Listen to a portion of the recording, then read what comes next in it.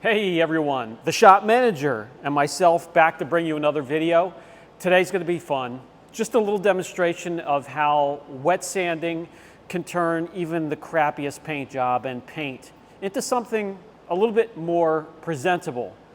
And maybe another demonstration as to why you would want to add it to your detailing arsenal. Let's get into it. On the 2010 Honda Pilot, some fresh paint on the hood and the roof. And that was because this year make and model had a problem with peeling, failing clear coat. So what they did is they sanded off some of the problem areas in spaces, in areas. They should have sanded the whole hood all the way down to the metal. You could see they painted over rock chips, dust nibs, and really didn't sand the areas off that are likely to fail. Yeah, and with the nibs and everything else, you see just the real rough texture. As you can see, the overhead lights here, no crisp reflection. That rough texture is due to improper mix, reducer, shitty nozzles and paint guns, and can be avoided. Let's mask off an area, and with the magic of wet sanding, let's see how we can improve this area right here into something mirror-like with a better reflection from things above the hood. All set up. I have a box full of sanding discs and sand sheets. I have a bunch of polishers that I have laid out here. I'm just going to dig in and grab some. First, let's take some masking tape, mark off an area, nice size area, and we'll see what we can do with this paint. There's no idea of telling how much clear coat they left, because they obviously painted over primer, base coat, and clear coat already. We don't know how thick that's, everything is all together, but it doesn't matter. OEM paint, you have at least an idea that there should be 2 mils of clear to work with. Somebody, in a smaller body shop or a backyard somewhere, you don't know how much they left you. It's a guessing game. Once again, we'll be working in this area. Dust nibs, they painted over rock chips, staining, just the most horrible orange peel texture you'd want to see. Let's see if we can get rid of some of that, make it a little bit more presentable. All right, let me just we're going to grab a battery-powered sander / polisher. Start off with 1000 grit. We're going to make it wet. You could have had this disc soaking in water already.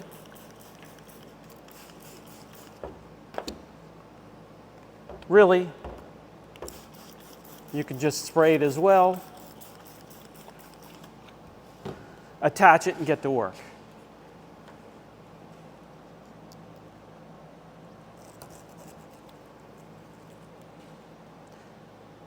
So this first step will be the actual muscle work when it comes to making the area flatter and flatter to get more reflection. The flatter it is, the more reflection, the crisper reflection you'll get from the surface. And that's where we're going to start here right now. You can immediately see the clear coat running down the panel as we start to shave it. And the magic of wet sanding is it's being captured in the water instead of dry sanding, which you absolutely can do. I have nothing against that. I just don't want the dust particles to become airborne in a shop that we try to keep as clean as possible.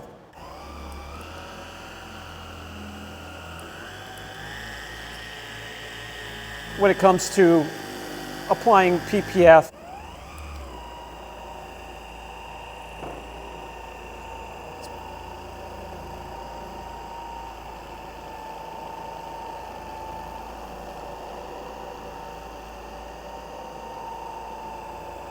You don't have to have the polisher screaming on the highest speed setting. As you can probably tell, the vacuum plate isn't spinning, but it is oscillating, and that's all you need. It's slightly spinning, but the oscillation is doing a lot of work. Same thing with a polisher. When it does bog down and the rotation stops, it may be hard to see, but it's still oscillating and doing a lot of work. So don't get frustrated when your polisher gets into a corner or a curve and bogs down a little bit.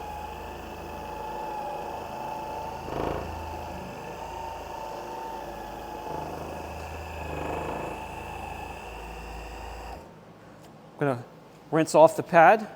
See how caked up it gets? Every once in a while you need to stop and flush that. Now some of these sanders are wet sanders that have a feed that will spray moisture constantly down onto the surface so it can flush your pad and the surface like I'm doing manually here. We'll clean it off and I'll see what kind of progress we've made so far.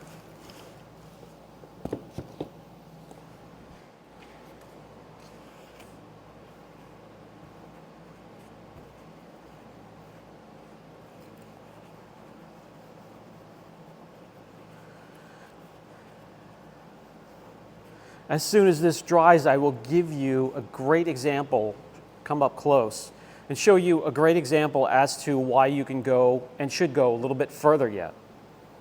Hopefully you can see this. You can see these shiny spots there, and in here, there.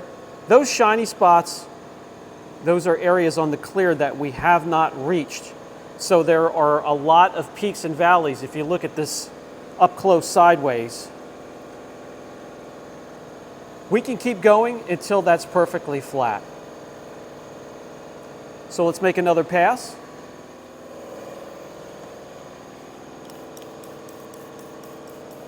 Make this wet again. So we're collecting all that dust. It's almost like a small artificial air filtration system that we're implementing here.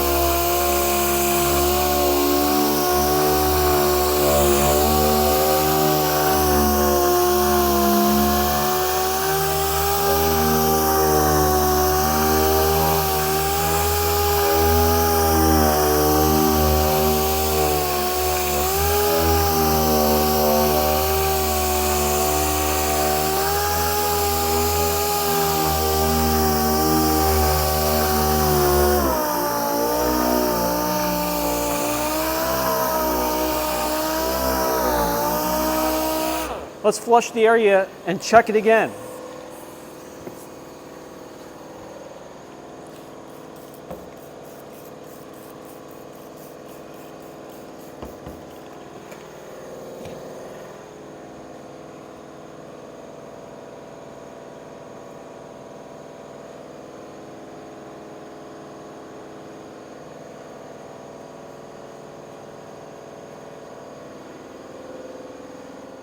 This is much better.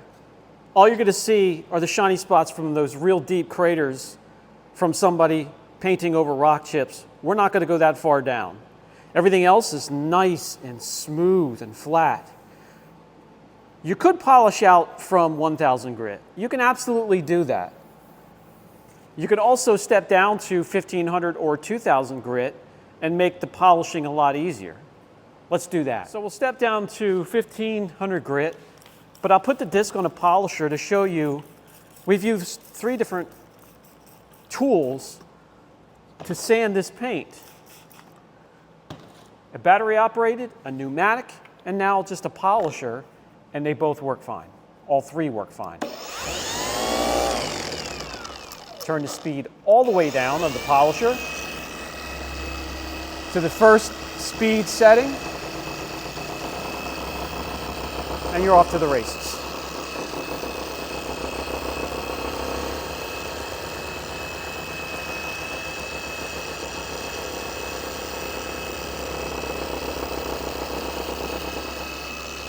if you're going to use a polisher like this for a sander, move the polisher a little bit quicker than you would normally, because it has some aggression.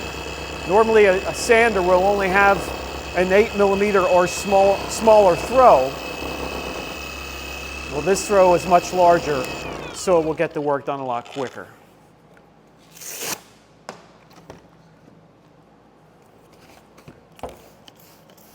Flush the area, clean it off. Inspect the work and progress so far.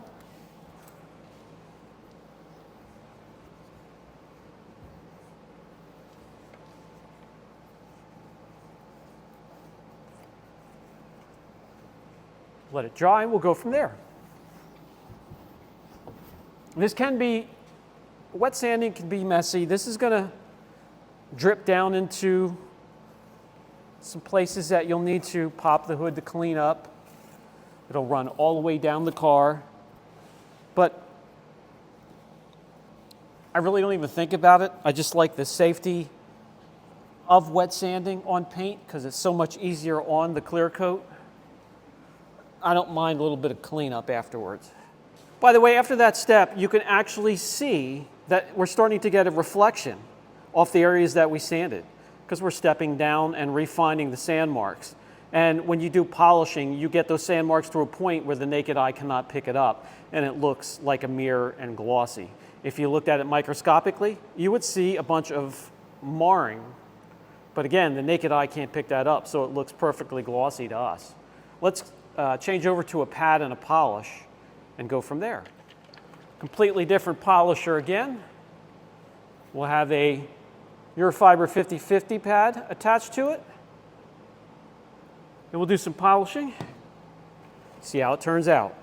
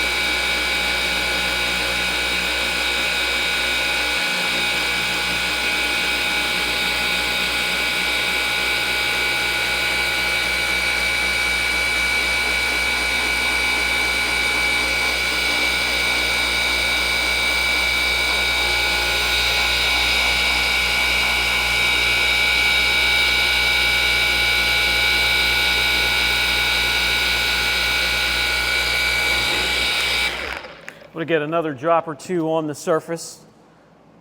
The paint work is wicking in the polish.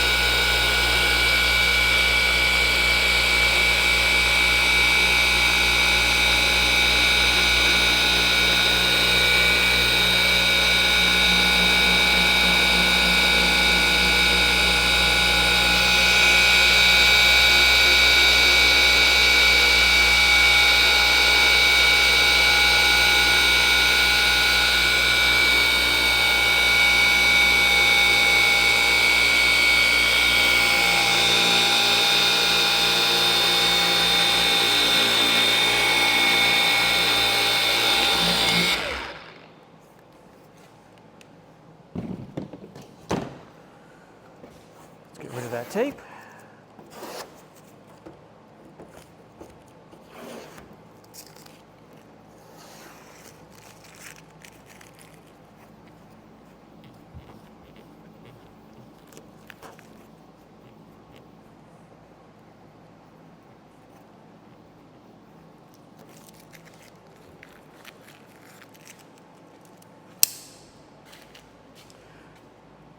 Now look at the reflection.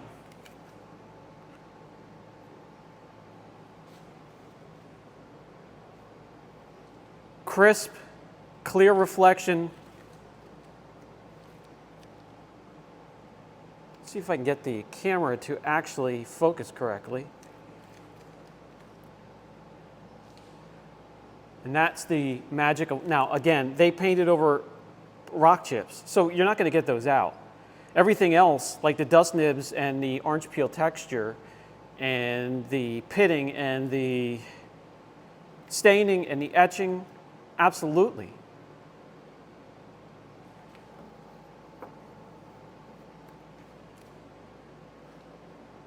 Let's put some numbers behind what we're seeing. We're going from 64 gloss units to 94, just a little bit of a jump. But that's because, you know, again, the machine refracts a beam off the surface and it picks up that smooth surface that we have now. It's going to be it for this video, just a little bit of fun and some proof positive as to why you want to add wet sanding to your detailing arsenal. The next time you see a hard paint job such as this, there's no reason to panic. Just break out your wet sand discs, your sheets. You can get them locally at Harbor Freight. The machines you might already have, and have some fun. Brian from Apex Auction Car Reconditioning. I'll catch you in the next video.